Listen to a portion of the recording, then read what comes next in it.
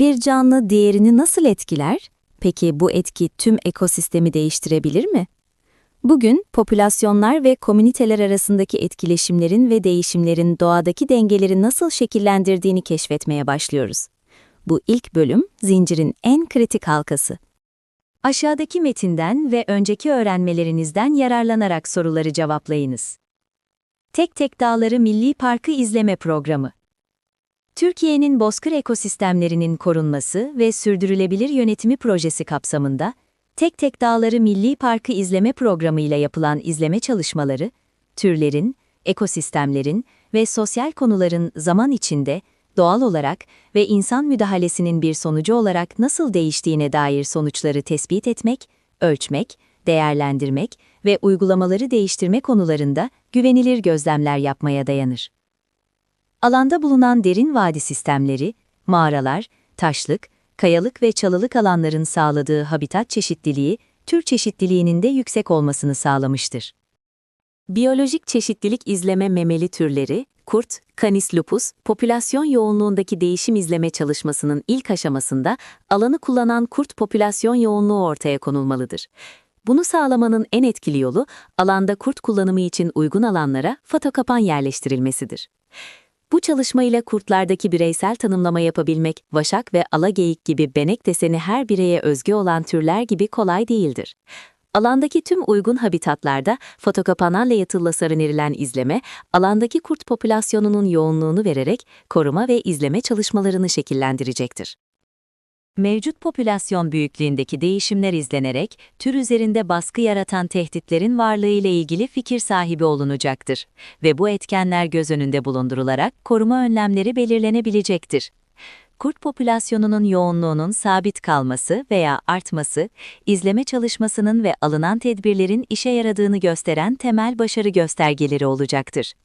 Bunun yanında, alanı fotokapanlarla izlemek, sadece kurt hakkında değil, alanı kullanan diğer yaban hayatı bileşenleriyle ilgili de bilgi verecektir.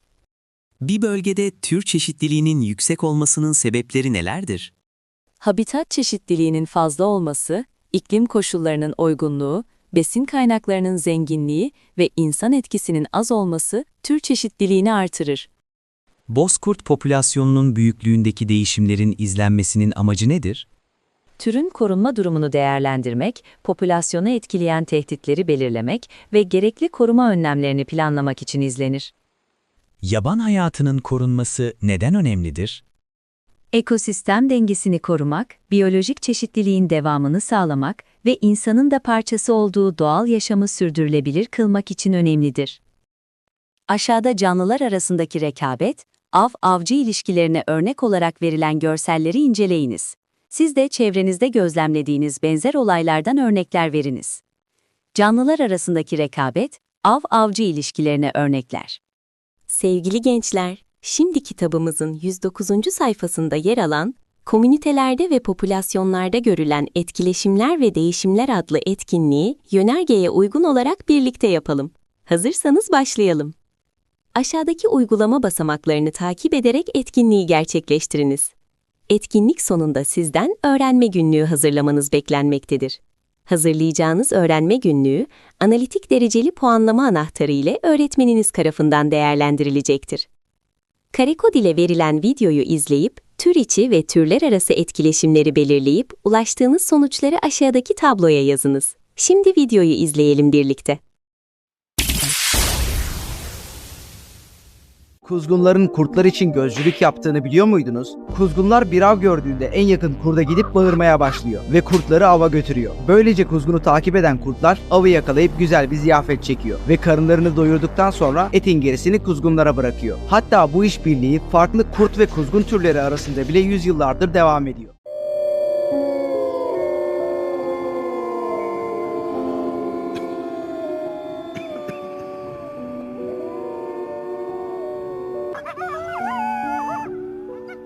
Kış, kurtların hayatında en zorlu mevsimlerden biridir. Kalın kar tabakaları altında gizlenen avlar, sürülerin dayanışmasını zorunlu kılar. Yılın bu zamanında enerji tasarrufu, kurtlar için hayatta kalma mücadelesidir.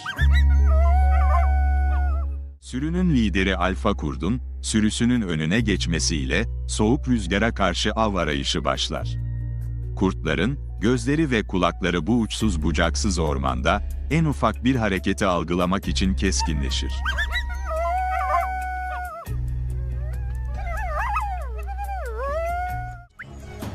Aç kurtlar, çobanın sürüsünden uzaklaşarak yalnız gezen bir geyik ya da bir karaca bulmak için kilometrelerce yol kat ederler. Ancak çoğu zaman bu avlar, yoğun kar nedeniyle hem avcılar hem de av için tehlikeli bir kovalamaca anlamına gelir.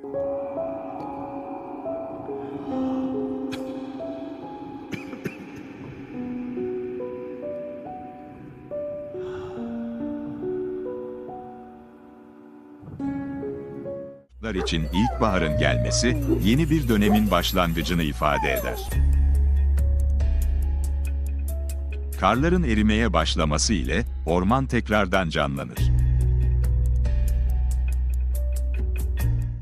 Ancak yazın getirdiği bol kaynaklara rağmen tehlikeler yine de eksik olmaz. İnsanların yerleşim yerlerine yaklaşan kurtlar hem av hem de tehlike arasında ince bir dengede kalır. Tabloyu örnekteki gibi doldurabilirsiniz. Tür içi etkileşimler. Aynı tür bireyler arasında besin ve eş için rekabet. Aynı tür bireyler arasında işbirliği, sürü halinde yaşama. Türler arası etkileşimler. Av-avcı ilişkisi. Parazit-konak ilişkisi. Rekabet. Öğretmeninizin rehberliğinde küçük gruplar oluşturunuz. Aşağıda verilen komünite, popülasyon dinamikleri ve süksesyon ile ilgili örnek olayları inceleyiniz. Türkiye'nin sulak alanları, Yumurtalık Lagünü Milli Parkı. Tatlı ve tuzlu su bataklıkları, sazlıklar, kumul alanlar, ıslak çayırlar, geniş çorak ve çamur düzlüklerinin bulunduğu lagün, aynı zamanda Halep çamının Türkiye'de doğal yayılış gösterdiği nadir alanlardan biri. Lagünde kuş türlerinin yanı sıra Nil kaplumbağası, benekli kaplumbağa, nesli tükenmek üzere olan iribaş, deniz kaplumbağası, yeşil kaplumbağa gibi sürüngen türleri. Gece ve toprak kurbağası gibi iki yaşamlılar, Anadolu gelenisi, Avrasya susamuru, vaşak, yaban keçisi ve yarasa gibi memeli hayvanlar da yaşıyor. Bu yarasa türlerinden biri de uzun parmaklı yarasalar. Günümüzde milli park statüsünde olan Yumurtalık Lagünü, birçok hayvan ve bitki türüne ev sahipliği yapması nedeniyle önde gelen biyoçeşitlilik alanlarından biri sayılıyor. Lagün, ayrıca kuş göç yolları üzerinde bulunmasından dolayı kuş göçlerinin güvenilir bir şekilde tamamlamasında önemli rol oynuyor. Türkiye'nin sulak alanları, Yumurtalık Lagünü Milli Parkı, örnek olay incelemesi. Çok sayıda farklı canlı türü bir arada yaşamaktadır.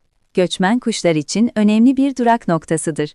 Yüksek biyoçeşitliliğe sahip bir komünitedir.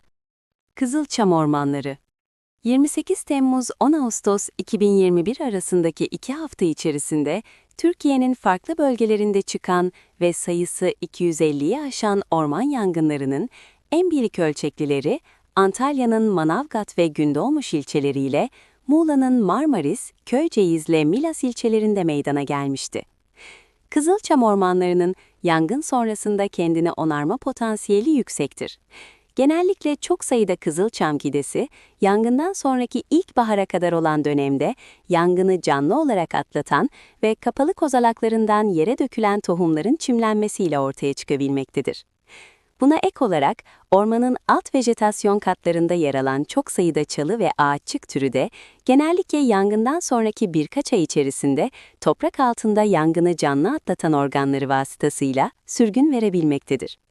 Aynı şekilde çok sayıda tek yıllık bitkide yangın sırasında ortaya çıkan sıcaklıklar ya da duman ile çimlenmelerinin uyarılması sayesinde yangını izleyen ilkbaharda çiçek açmaktadır. Kızılçam ormanlarında yangından sonra ekosistemin kendini yenilemesi birkaç yıl sürmekte ve yangından sonraki ilk 2 yıl içerisinde yangından önce ortamda bulunan tüm bitkiler yeniden ortaya çıkmaktadır. Ancak ormanın biyokütle ve boy olarak eski halini alması birkaç 10 yıl sürmektedir. Bunun en önemli sebebi ormanın hakim türü olan kızılçamın yanmadan önceki orman yapısına erişecek kadar büyümesi için gereken 20-25 yıllık zamandır. Kızılçam ormanlarında yangın sonrası ilk birkaç yıl biyoçeşitlilik açısından çok değerlidir. Kızılçam ormanları. Örnek olay incelemesi. Yangın sonrası süksesyon süreci başlamıştır. Bitki türleri zamanla yeniden ortaya çıkmıştır. Ekosistem, kendini yenileyebilme özelliği göstermiştir. Komünitelerde türler arasında çeşitli etkileşimler görülür. Komüniteyi oluşturan farklı popülasyonların bireyleri birbirinin konakçısı veya besini olabilir. Örneğin oldukça geniş coğrafi yayılışa sahip bir tür olan kızıltilkilerin Norveç ve İsveç'teki popülasyonunda 1970'lerin ortasında uyuz parazitinin neden olduğu sarkoptik uyuz hastalığı görülmüştür. Bu hastalığa yakalanan kızıltilkilerde ortalama 2 ila 4 ay içerisinde ölüm meydana gelmiştir. Bunun sonucunda kızıltilki popülasyonunda önemli oranda azalmalar meydana gelmiştir. Tilki popülasyonunda meydana gelen bu azalmalar, kızıltilkinin besini olan yaban tavşanı ve orman tavuğu gibi türlerin sayısında geçici artışa neden olmuştur. Kızıltilki. Örnek olay incelemesi. Parazit kaynaklı hastalık popülasyonu azaltmıştır. Tilkinin azalması, avlarının sayısında artışa yol açmıştır. Türler arası etkileşimin popülasyonları nasıl etkilediği görülmüştür. Akdeniz fokunun, iri bir deniz memelisi olan Akdeniz fokunun Mersin kıyılarında yaşayan popülasyonu 1990'lı yılların başında yok olmanın eşiğindeyken alınan habitat koruma önlemleri sayesinde 2000'li yıllarda hızlı bir iyileşme göstermiştir. Bu sayede yıllık yavru sayısı ortalaması 7'ye ulaşmıştır. Yapılan tür koruma çalışmaları sayesinde 2005 yılında bölgede 33 birey tespit edilmiştir. Ancak 2015 yılına gelindiğinde Akdeniz foku popülasyonunun birey sayısı 33'ten 15'e düşmüş ve yıllık yavru sayısı ortalaması da 3 olarak tespit edilmiştir. Habitatların azalması sonucu uygun olmayan korunaksız mağaralarda meydana gelen yavrulamalar, yavru ölümlerinin artmasının nedeni olarak tespit edilmiştir. Özellikle kıyılardaki yapılaşmayla fokların yaşam alanları içerisinde liman kurulması, bölgedeki fokların yaşam alanı tahribatının ana nedenlerini oluşturmaktadır. Sonuçta popülasyon içerisinde üreme potansiyeline sahip bireyler olmasına rağmen habitat kaybından ötürü yavru ölümlerinin yüksek olması, ileride bölgedeki Akdeniz foku popülasyonunu yok olmanın eşiğine getirecektir. Akdeniz foku. Örnek olay incelemesi. Habitat kaybı, popülasyon azalmasına neden olmuştur. Koruma önlemleri, popülasyon artışını sağlamıştır. İnsan etkisinin popülasyonlar üzerindeki rolü görülmüştür. Verilen örnek olaylarda gördüğünüz etkileşim ve değişimleri tanımlayınız. Yaptığınız tanımlamaları karşılaştırarak aşağıdaki tabloya yazınız. Etkileşimle değişimlere ait tanımlamalar. Aynı tür bireyler arasında rekabet. Eş bulma ve üreme. İşbirliği. Etkileşim ve değişimlere ait karşılaştırmalar. Av-avcı ilişkisi. Parazit-konak ilişkisi. Besin rekabeti. Verilen örnek olaylardan yola çıkarak, komünite ve popülasyonlarda görülen etkileşim ve değişimlerle ilgili oluşturduğunuz soruları aşağıda bırakılan boş alana yazınız. Bir popülasyondaki birey sayısının azalması komüniteyi nasıl etkiler? Habitat kaybı popülasyonların geleceğini nasıl etkiler? Yangın gibi doğal olaylar ekosistemlerde neden her zaman kalıcı yıkıma yol açmaz? Oluşturduğunuz sorularla ilgili güvenilir kaynaklardan araştırma yaparak bilgi toplayınız. Topladığınız bilgilerin doğruluğunu bilimsel kaynaklardan, bilimsel makale, edu ve gov uzantılı siteler ve benzeri kontrol ediniz. Oluşturulan sorularla ilgili güvenilir bilimsel kaynaklardan araştırma yapılır, bilgilerin doğruluğu karşılaştırılarak kontrol edilir. Topladığınız bilgilerden yola çıkarak, komünite ve popülasyonlarda görülen etkileşim ve değişimlerle ilgili neler fark ettiniz? Bu konudaki fikirlerinizi arkadaşlarınızın fikirleriyle karşılaştırınız. Popülasyonlar birbirinden bağımsız değildir. Bir türdeki değişim, diğer türleri de etkiler. Komünitelerde denge sürekli değişim halindedir. Çıkarımlardan elde ettiğiniz bilgileri kendi yaşamınızda karşılaştığınız sorunların nüfus artışı, göç, VB çözümünde nasıl kullanabileceğinizi açıklayınız.